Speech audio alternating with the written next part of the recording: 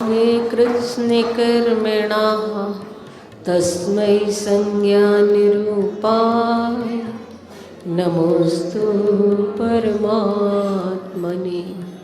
अहिंसा परमो धर्म की, महावीर भगवान की, संत शिरोमणि आचार्य गुरुवर श्री विद्यासागर जी महाराज जी की, आचार्य श्री पूज्यपाद स्वामी जी के,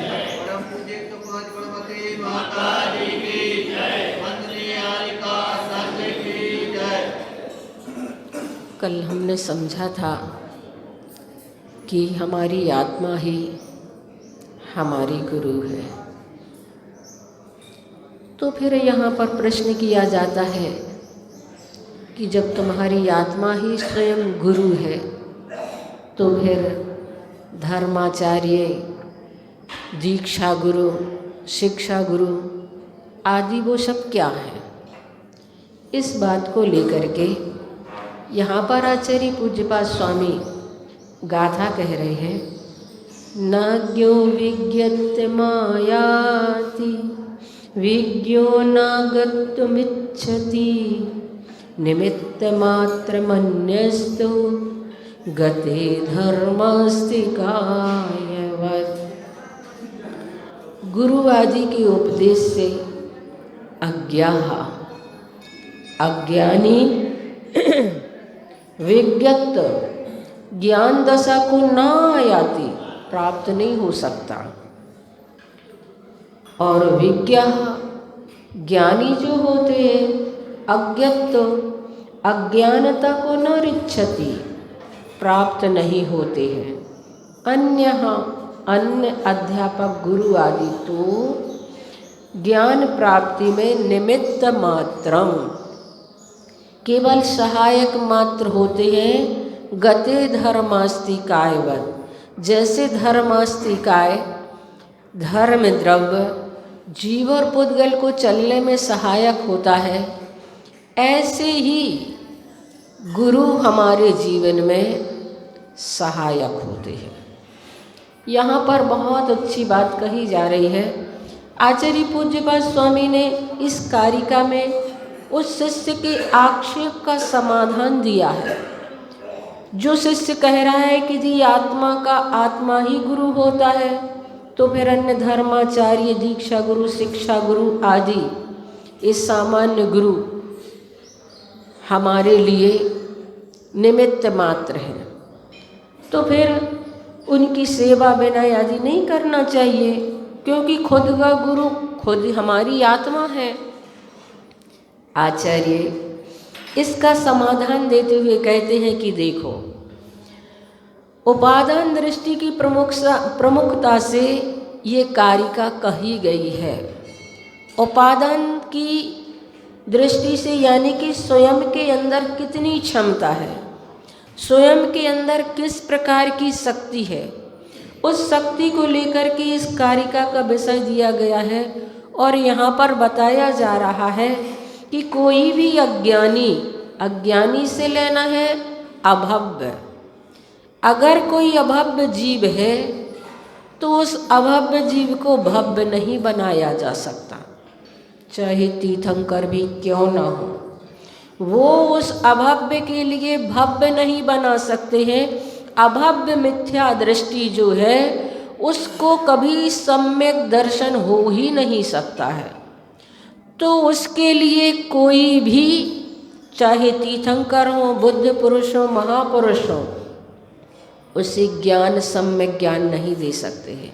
या जो जड़ पदार्थ हैं, पाटा चौकी आदि जो कुछ भी है, इनमें कोई ज्ञान डालना चाहे तो भूतो न भविष्यति, तो किसी अज्ञ को विज्ञ नहीं बनाया जा सकता है। और किसी विज्ञ का मतलब है जो ज्ञानी जीव के अंदर ज्ञान दर्शन गुण पाया जाता है। अरहंत भगवान के केवल ज्ञान है, इतना ज्ञान है कि तीनों लोक और तीनों कालों को एक साथ स्पष्ट जानते हैं। लेकिन जो निगोदिया जीव है, सूक्ष्म जीव हैं, जो हमें अपनी आँखों से नहीं दिखाई देते हैं, क्या ऐसे जीवों के ज्ञान नहीं पाया जाता है? ऐसा नहीं है।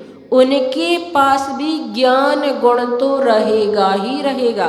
किसी भी हालत में उनके उस ज्ञान गुण को कम नहीं किया जा सकता है। अक्षर का अनंतमा भाग ज्ञान क्यों न हो, लेकिन ज्ञान रहेगा। अगर उन्हें ज्ञान से रहित कर दिया जाए तो जीव जड़ हो जाएगा, अचेतन हो जाएगा। इसीलिए यहाँ पर कहा जा रहा है कि जो अज्ञ हैं, अभव्य या जड़ पदार्थ, उन्हें कोई भी ज्ञान नहीं दे सकता है। और जो जीव का ज्ञान स्वभाव है, उस ज्ञान स्वभाव को कभी कोई भी उस ज्ञान स्वभाव से रहित नहीं कर सकते हैं। फिर भी यदि किसी का विपरीत ज्ञान गुरु उपदेश से सम्यक रूप परिणत हो जाए तो इसमें गुरु निमित्त मात्र होते हैं, उपादान तो उसका स्वयं का है। आज बात आप लोगों को सिर्फ इतनी समझनी है कि हमारे जैन दर्शन में अभव्य को कभी भी भव्य नहीं बनाया जा सकेगा। उसके अंदर इस प्रकार की अभिव्यक्ति हो ही नहीं सकती है। अभव्य को भव्य नहीं बनाया जा सकता और भव्य को अभव्य नहीं बनाया जा सकता, लेकिन मिथ्या दृष्टि को सम्यक दृष्टि बनाया जा सकता है और सम्यक दृष्टि मिथ्या दृष्टि भी हो सकता है। क्षय उपसम सम्यक दर्शन है, उपसम सम्यक दर्शन है, छूट जाते तो मिथ्या दृष्टि हो जाते हैं। या जो मिथ्या दृष्टि है वो कभी देवशास्त्र गुरु की चरण में शरण को पा करके अपने सात तत्व रूप श्रद्धान करके सम्यक दृष्टि भी हो जाते हैं। तो सम्यक दृष्टि मिथ्या दृष्टि हो सकता है, मिथ्या दृष्टि सम्यक दृष्टि हो सकता है, लेकिन अभव्य कभी भव्य नहीं हो सकता है और भव्य कभी अभव्य नहीं हो सकता है। यहाँ पर एक बात विशेष रूप से ध्यान देने योग्य कही गई है। आचार्य पूज्यपाद स्वामी ने कहा, उस निमित्त को जो गतिर धर्मास्ति कायवत, जिस प्रकार से धर्मास्ति काय द्रव्य जीव और पुद्गल को चलने में सहायक होते हैं उदासीन रूप से, जीव और पुद्गल को चलने में अगर सहायक है धर्म द्रव्य, तो वो उदासीन रूप से इन्हें जबरदस्ती पकड़ के नहीं चलाता है। अगर पथिक चलना चाहे तो उसके लिए सहायक बन जाता है। ऐसे ही गते धर्मास्ति कायवत गुरु के लिए कहा गया है कि गुरु भी हमें इस प्रकार के प्रेरक निमित्त माने जाते हैं। इसमें भी आचार्यों की कितनी गहरी सोच रही है कि शिष्य अपने श्रम को छोड़कर गुरु पर ही अधीन न हो जाए, इसलिए उदासीन निमित्त कहा है। क्योंकि गुरु तो हमें प्रेरणा देते हैं, प्रेरणा दे दे के आगे बढ़ाते हैं, लेकिन इस गाथा में कहा जा रहा है कि गुरु तो धर्मास्ति काय जैसे उदासीन निमित्त है। तो ये आचार्य पूज्यपाद स्वामी की सोच रही कि हमने जो उदासीन निमित्त रूप कहा है वो इस दृष्टि से कहा है कि शिष्य कहीं अपना सारा का सारा गुरु पर ही न डाल दें। इसलिए आचार्य श्री ने कहा, मेरे समक्ष अनेक कई विद्वानों ने प्रश्न किए कि गुरुओं को तो प्रेरक निमित्त कहा है, किंतु यहाँ उन्हें उदासीन निमित्त क्यों कहा। इसका समाधान यहाँ पर यही दिया जा रहा है कि गुरु प्रेरणा तो देते हैं, निर्देशन भी देते हैं, आज्ञा भी देते हैं, फिर भी उस प्रेरणा को, निर्देशन व आज्ञा को साकार रूप तो शिष्य को ही करना होता है। श्रम शिष्य करता है, उसका श्रम करना अनिवार्य होता है, अन्यथा गुरु ने जो प्रेरणा दी उसका कोई महत्व ही नहीं रहेगा। गुरु अपने शिष्यों को अपने जैसा बना लेते हैं और ये बनाना भी चाहिए, अन्यथा पक्षपात हो जाएगा। यदि ऐसा है तो शिष्यों को भी सोचना चाहिए कि यदि गुरु को इस प्रकार का प्रेरक निमित्त मानोगे तो सबसे बड़े पक्षपाती तो केवल ज्ञानी हो जाएंगे। केवल ज्ञानी ने अपने जैसा केवल ज्ञान कभी किसी के में नहीं डाला। केवल ज्ञानी जब भी कोई बनेगा तो उसे स्वयं के पुरुषार्थ से ध्यान चिंतन, एकाग्र चिंता, निरोधो ध्यानम आदि करके ही उसे केवल ज्ञान की प्राप्ति हो जाएगी। तो आचार्य श्री कह रहे हैं कि गुरु तो शिक्षा देते हैं, उपदेश देते हैं, निर्देशन देते हैं, लेकिन उनकी शिक्षा, आज्ञा, निर्देशन आदि को फॉलो करना शिष्य का काम है। इसलिए गुरु की कृपा हर किसी पर नहीं बरस पाती, गुरु की कृपा हर किसी को नहीं मिल पाती है। शिष्य में स्वयं इतनी योग्यता होती है कि गुरु से किस प्रकार से लेना है। गुरु कभी पक्षपात नहीं करते, गुरु तो सबको बराबर देते हैं। शिष्य के अंदर इतनी योग्यता होती है कि वह कैसे ले लेता है। जैसे द्रोणाचार्य से अर्जुन ने लिया था और अर्जुन पर विशेष कृपा गुरु द्रोणाचार्य की थी। क्यों, क्या कारण है? तो उन्होंने गुरु द्रोणाचार्य के निर्देशन को फॉलो किया था, अपना पूरा जीवन उनके चरणों में समर्पित कर दिया था। इसलिए उन्हें गुरु की कृपा भरपूर मिली। किसी भी कार्य के उपादान में तथा विध्वंस में बाह्य पदार्थ सहायक मात्र होते हैं। वास्तव में तो किसी भी कार्य के होने व बिगड़ने में उसकी अपनी योग्यता ही हुआ करती है। साक्षात कारण उसकी स्वयं की योग्यता होती है। जैसे कि गमन रूप क्रिया में धर्मासिका या धर्म द्रव्य निमित्त मात्र है। वास्तव में तो गमन क्रिया पदार्थों के अंदर रहने वाली गमन शक्ति के द्वारा होती है। धर्म द्रव्य जबरदस्ती किसी को नहीं चलाता, एक स्थान से दूसरे स्थान पर नहीं पहुंचाता है। इसी तरह गुरु या शिक्षक अपना ज्ञान देकर दूसरों को ज्ञानी बना सकता है, ऐसी बात नहीं है। क्योंकि यदि शिष्य के ज्ञानावरणी कर्म का क्षयोपशम है तो ही वह गुरु या अध्यापक की सहायता से विद्वान या ज्ञानी बन सकता है। यदि उसके स्वयं के कर्म की क्षयोपशम अवस्था नहीं है तो शिष्य या गुरु, शिक्षक या गुरु शिष्य को ज्ञानी बना ही नहीं सकेंगे किसी भी हालत में। तोते को तो मनुष्य की भाषा सिखाई जा सकती है, किंतु बगले को ऐसा बोलना सिखाया नहीं जा सकता। कितना अच्छा उदाहरण दिया आचार्य श्री ने। तोते के अंदर योग्यता है, उसके अंदर योग्यता है तो उसे मनुष्य की भाषा सिखाई जा सकती है। लेकिन कोई बगलों के सामने बैठ कर के बहुत श्रम, बहुत पुरुषार्थ करे तो उसका वह श्रम पुरुषार्थ निरर्थक होगा। उसी प्रकार शिष्य के अंदर इस प्रकार की क्षमता होती है कि बहुत जल्दी गुरु के इशारे को ही समझ लेते हैं। जैसे आचार्य श्री विद्यासागर महाराज जी ने 4-5 साल का ही सानिध्य रहा होगा आचार्य गुरुवर श्री ज्ञान सागर महाराज जी का। 80 वर्ष के वृद्ध आचार्य, वयोवृद्ध आचार्य उन्हें मिले थे, लेकिन उन्होंने अपनी कुशलता से इतनी जल्दी उसे हासिल कर लिया कि कुछ ही दिनों में तो बड़े विद्वान, संस्कृत, प्राकृत, हिंदी, उर्दू, अंग्रेजी, मराठी आदि इन सब भाषाओं के उद्भट तपस्वी बन गए हो। तो उनके अंदर इस प्रकार की कला थी। कुछ लोग आपस में चर्चा करते हैं कि हमारा लड़का निपट अज्ञानी था, परंतु गुरु के पास गया तो इतना ज्ञानी हो गया कि कह नहीं सकते।